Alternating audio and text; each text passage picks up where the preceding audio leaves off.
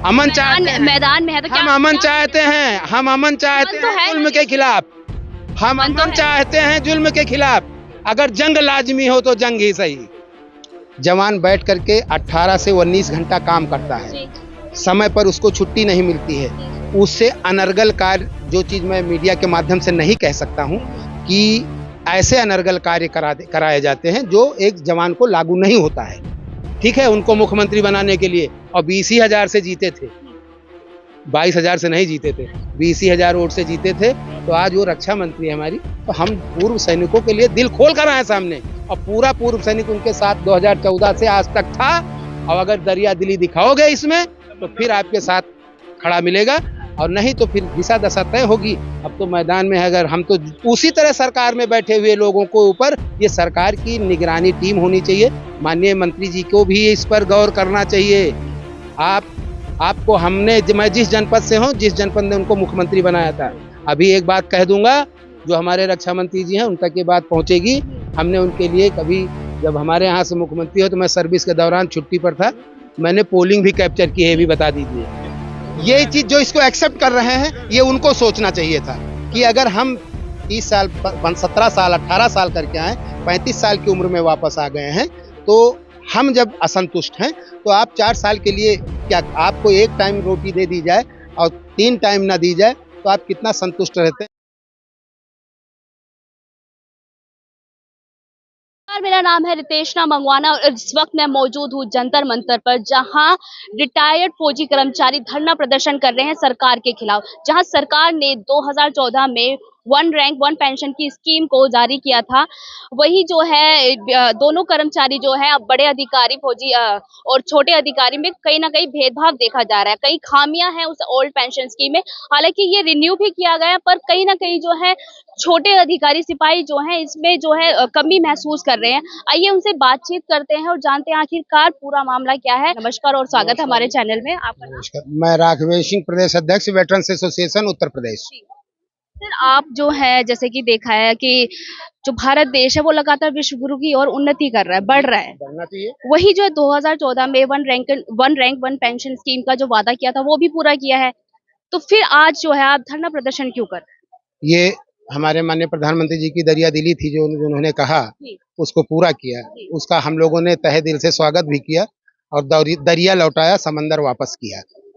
अभी 2014 हो चाहे 19 हो, और हम लोग सियासत में जाकर के सबसे पहले अपने मुद्दे पर हम ये बात करेंगे। सियासत देश के लिए है, ये हमारे सुख सुविधाओं के लिए, हमारे हुकूक की लड़ाई है। इसमें हम लोग वन रैंक वन पेंशन को लागू किया। लागू करने के बाद में जो भी इसके आंदोलन चले, इसको हम लोगों के साथ में जो भी सैन्य अधिकारी जुड़े, हमारे मुंडी को, फौज में कहते हैं मुंडी, सिर को कहते हैं मुंडी को गिना करके उन्होंने उल्लू ऐसा सीधा किया कि अपना तो उल्लू सीधा कर लगे, हमारी मुंडी साफ कर गए। हम लोगों के हक में जो भी लड़ाई लड़नी थी, लड़ाई हम लोगों के, क्योंकि वो चीज मिलनी हमको थी, उनको नहीं मिलनी थी। जवान जैसेजों को मिलनी थी, वो उसमें अपना नाम ऐड करा करके अपने पास रख लिया। आज हम बता रहे हैं कि जैसे वन रैंक वन पेंशन लागू की गई, एक में ले लीजिए, OROP 2 में ले लीजिए, 14 का और 23 का आंकड़ा उठा लीजिए। उसके बाद इसकी उत्पत्ति कहाँ से हुई, इसको कैसे लागू किया गया, इसको किस आयोग ने क्या इसके ऊपर क्या कहते हैं एक्शन लिया, चाहे कोसियारी आयोग रहा हो, चाहे 71 से लेते हुए आप चले, जब से इसकी मांग उठी है, यूरोपियन कंट्री की MSP और ये सब सारी चीजें हैं। तो अभी जब हमारे देश में हमारे माननीय प्रधानमंत्री जी ने इसको लागू किया, उन्होंने निष्पक्षता के, उन्होंने तो ये नहीं कहा कि क्या कहते हैं जवान को 10 रुपया दो और अफसर को 20 रुपया दो, लेकिन जो ब्यूरोक्रेट्स बीच में बैठे, कहीं ना कहीं सरकार की भी मंशा इसमें शक के घेरे में है। हम किसी को वो नहीं कह रहे हैं, लेकिन शक के घेरे में है कि जो हम आदेश देंगे हमारा अधिकारी वही फॉलो करेगा। लेकिन जो वहां पर ब्यूरोक्रेट्स ने किया बैठ करके, चाहे सैन्य अधिकारी हो चाहे सिविल के अधिकारी हो, उन्होंने हमारे साथ में जो किया, जितना आर्मी के ऑफिसरों ने उनको गाइड किया, उसी के हिसाब से इस चीज को उन्होंने फार्मूला तैयार किया। 2.57% का है, 2.57% इजाद किया जवान जेसीओ के लिए। 2.81 आपने क्यों लागू किया? छठे वेतन आयोग को, पांचवें वेतन आयोग को उठाकर देखे, 1.57 का है, 1.567 का है, ये करके किया गया है। लेकिन उसको दरकिनार करते हुए इतना अंतराल का, आप एक सिपाही 17 साल सर्विस करके आता है, उसको 2016 में मिल रही थी 17,130 रुपया, और 2023 में जो ROP 2 लागू हो रही है उसमें उसको 1,677 रुपया की बढ़ोतरी हुई। एक मेजर को कितना दे रहे हैं? क्या इनके ऊपर महंगाई ज्यादा है? इनको 7,345 रुपया पर मंथ इजाफा दे रहा है।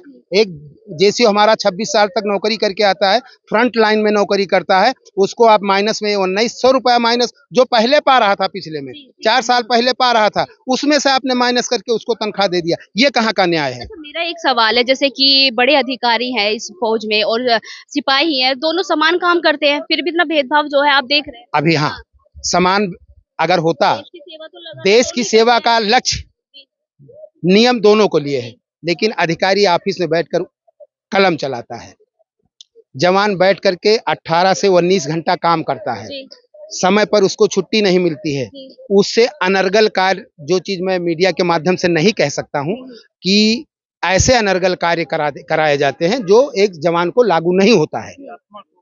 उस आज स्ट्रेस, इंडियन आर्मी में जो स्ट्रेस बढ़ा हुआ है, जितने सुसाइड केसेस हो रहे हैं, वो सिर्फ प्रताड़ना, मानसिक रूप से प्रताड़ित होते हैं वो लोग, मानसिक रूप से उनको टॉर्चर किया इस जाता तरह है। की प्रताड़ना। कई तरह की प्रताड़ना है, जो चीजें हम डिफेंस की चीजें हैं, हम उसको माध्यम से नहीं कह सकते हैं, लेकिन अगर इंटरनल आज हमारी मीडिया हो, चाहे हमारी भारत सरकार हमें सुविधा दे रही है, इसमें कोई शक नहीं है, जवानों के बारे में सोच रही, लेकिन एक ये तबका जो बैठा हुआ नीचे, वो सारे हक और हुकूक की लड़ाई हमारी छीन रहा है। इसी के खिलाफ हमारी लड़ाई है। जब तक ये समान नहीं होंगे, तब तक ये लड़ाई चलती रहेगी।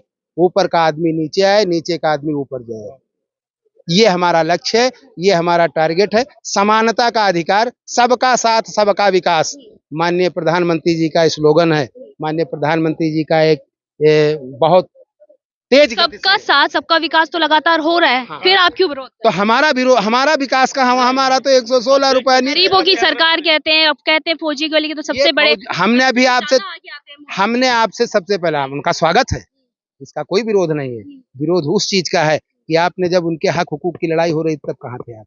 उनके हक हुकूक का नियम बना दिया, नियम पर अमल करने से पहले उसका कैसे क्रियान्वयन होना चाहिए, कैसे उसका अनुपालन होना चाहिए, इसको कौन सुनिश्चित करेगा? हम और आप नहीं कर सकते, वो बैठे हुए वहाँ हमारे माननीय मंत्री जी करेंगे, हमारे उसके उच्च अधिकारी लोग करेंगे, कि अपने से कैसे हम उसका अनुपालन कराएं। हमने जो नियम बनाया है उसमें कोई भेदभाव नहीं रखा है। आपने भेदभाव करने वाले कौन होते हो? जब हमारा PM कह रहा है कि कोई भेदभाव नहीं, तो हमारी हिम्मत में अगर उनका कर्मचारी हूँ, तो मेरी हिम्मत कैसे पड़ गई है भेदभाव करने के लिए? एक वर्ग में दो, चने में 2 दाल करने की हिम्मत कैसे? चना बंधा है तो बंधा रहने दीजिए, जिस दिन अलग हो जाएगी उस दिन हिंदुस्तान नहीं पूरा विश्व देखेगा कि जिस PM मोदी जी भेदभाव नहीं कर रहे, तो फिर भी आप सरकार का क्यों विरोध कर रहे हैं? क्योंकि उन्होंने मैं तो नीति का विरोध कर रहा हूँ। मैंने सरकार का कहाँ विरोध किया? नीति भी तो सरकार ने बनाई है। जिसने भी बनाई हो तो उसके ऊपर अमल करे। अगर वहां गलती हमसे भी होती है, गलती उनसे हुई तो उसका सुधार करें। वो भाई उसके बीच में उनके इमीडिएटर हैं।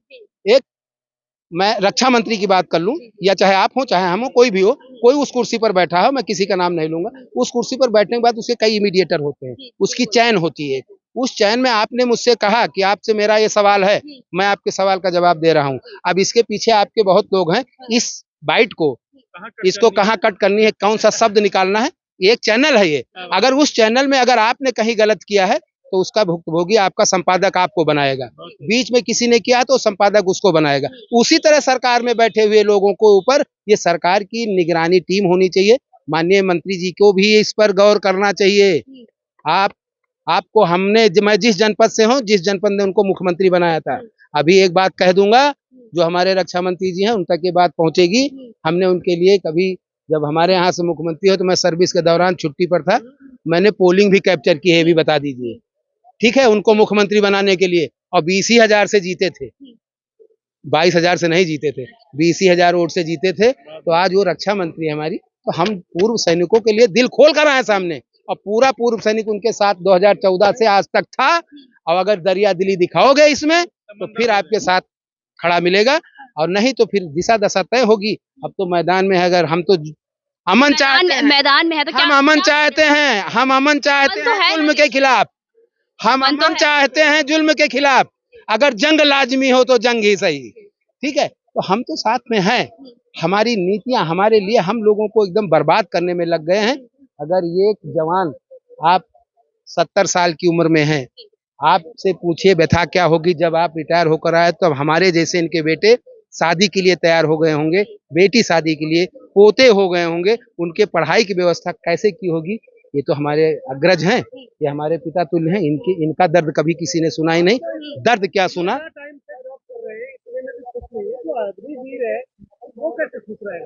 यही चीज जो इसको एक्सेप्ट कर रहे हैं, ये उनको सोचना चाहिए था कि अगर हम 30 साल 17 साल 18 साल करके आए, 35 साल की उम्र में वापस आ गए हैं, तो हम जब असंतुष्ट हैं तो आप 4 साल के लिए क्या आपको एक टाइम रोटी दे दी जाए और 3 टाइम ना दी जाए तो आप कितना संतुष्ट रहते हैं, वो तो आपके ऊपर। सुविधाएं भी तो अग्निवीर में दी गई है ना, 4 साल बाद जब आप रिटायर होंगे तो 11.5 लाख उनको दिया जाएगा। हाँ, दिया जाएगा। मुझसे आज 11.5 जो है क्या प्राइवेट जो है वो काम भी कर सकते हैं। अभी सब अनमैरिड है ना मैम, सारे लोग अनमैरिड गए हैं ना। सर आ जाइए। जो पहले ही आए हुए हैं, जो हम भूतपूर्व सैनिक पुष्पराज सिंह मध्य प्रदेश से 4 साल 2018 में रिटायर हो गया, जो हम लोग आज बेरोजगार घूम रहे हैं, तो अग्नि वाले को कहाँ जॉब मिलेगी। जो अभी मान लीजिए रिटायरमेंट को जॉब नहीं मिला तो अग्निवीर बेरोजगार कहाँ है सर। 3 करोड़ मतलब कि हर साल जो है 1 करोड़ 2 करोड़ रोजगार देते हैं, और लगातार आपने पत्रिका में जो है देखी होगी न्यूज, सबसे ज्यादा रोजगार ऑस्ट्रेलिया और भारत में ही मिल रहा है, और आप कह रहे हैं रोजगार नहीं है। सर ऐसा है कि जैसे कॉन्ट्रैक्ट है तो कॉन्ट्रैक्ट देते हैं। पहले क्या होता सरकारी नौकरी मिलती थी, जो 42,000 तनख्वाह रेलवे दे रही, तो उससे क्या कॉन्ट्रैक्ट ले लिया है आर्मी अफसर जो रिटायर हुए हैं, तो वो 42,000 का हमको 24,000 रुपये देते हैं, कॉन्ट्रैक्ट पे हम रख लिए हैं। अब वो 24,000 वो खुद खा रहे हैं, और जहाँ मर्जी है वो जो रहने वाला दिल्ली का उसको भेजेंगे कहाँ, बिहार का रहने वाले कहाँ भेजेंगे, आंध्र प्रदेश। तो ये क्या तानाशाही और जुल्म उठा रहे हैं, जो हमारा शोषण सेना में करते थे, रिटायर होने के बाद भी शोषण करते, क्योंकि उन्हीं के ऊपर कमांड हमको यहाँ दे दिया है। कमांड उन्हीं जैसे हाँ, ये दलाली, ये जो अधिकारी कर रहे हैं ना, ये गवर्नमेंट उनको देते हैं, लाइसेंस दे दिया, सिक्योरिटी का दे दिया, तो प्लस जो है वो बीच में आपको 10,000 रुपया देगा, गवर्नमेंट से लेगा 15,000 20,000। ये दलाली नहीं होता। वार्ष भी कॉन्ट्रैक्ट लग सकता है, वार्ष भी चला सकता है। क्या वार्ष अनपढ़ होता है? वार्ष भी पढ़ा लिखा होता है, मगर ऐसा नीति बनाया हुआ है डीजीआर, क्योंकि डीजीआर जो अफसर होता है, जैसे इस बार सभी जो पेंशन आती है, इस बार मेजर जनरल की है इस बार से। अब इस वर्ष में क्या है, कॉन्ट्रैक्ट बेस में 26 को पेंशन आती थी, अब आती है 1 तारीख 2 तारीख को, इसलिए जो 5-6 दिन की पेमेंट है तो मेजर जनरल खाएं, क्योंकि इस वर्ष कंपनी मेजर जनरल साहब की है। ये है नीति भारत सरकार की, कि जवान को परेशान करने के लिए और अफसरों की नीति में उछलने के लिए। तो सब जो जिला सैनिक कल्याण अधिकारियों की नियुक्ति होती है, वो पूर्व सैनिक अधिकारी पूर्व अधिकारी जो हैं उनको उस पर बिठाया जाता है। एक डीजीआर का भारत सरकार का एक नियम भी है, मैं भूल गया हूँ पेपर लाने के लिए, मैं अगर व्हाट्सएप नंबर देंगे तो मैं भेज दूंगा, जिसमें जवान और जेसीओज को उनका इंटरव्यू होगा, उस पद पर वो बिठाए जाएंगे। जब 60 साल के लिए भारत सरकार रिटायर कर देती है किसी भी कर्मचारी को, कि 60 साल उम्र हो गई, 58 साल हो गए, आपको रिटायर किया जाता है, तो दोबारा नौकरी देने किसने कहा? अगर उनको सुविधाएं दी जा रही तो हमें क्यों नहीं? जो मेरे लिए लागू है कि हमारे अंदर वो टैलेंट है, हमको उस कुर्सी पर बिठा दीजिए। हम तो अभी 40 साल की उम्र में आए हैं रिटायर होकर के, हम 60 साल तक आपको करेंगे। उनको तुम 65,000 रुपया 60,000 रुपया रिटायर होने के बाद में उस कुर्सी पर बिठाने के बाद काम एक पैसे का नहीं। सिर्फ बैठते हैं, 4 बाबू बैठे हुए, बैठे गप्पे मारते हैं। किसी भी सैन्य कल्याण अधिकारियों के पास जाकर देखेंगे, एक पैसे का कोई काम करता नहीं, लेकिन वो साहब थे, उनको बिठा दिया। देश जो अमृतकाल मना रहा है, इसको कैसे देखते हैं? अमृतकाल बहुत अच्छी बात, सारा अमृतकाल है, सब लोग अमर रहे, अमृत पिए,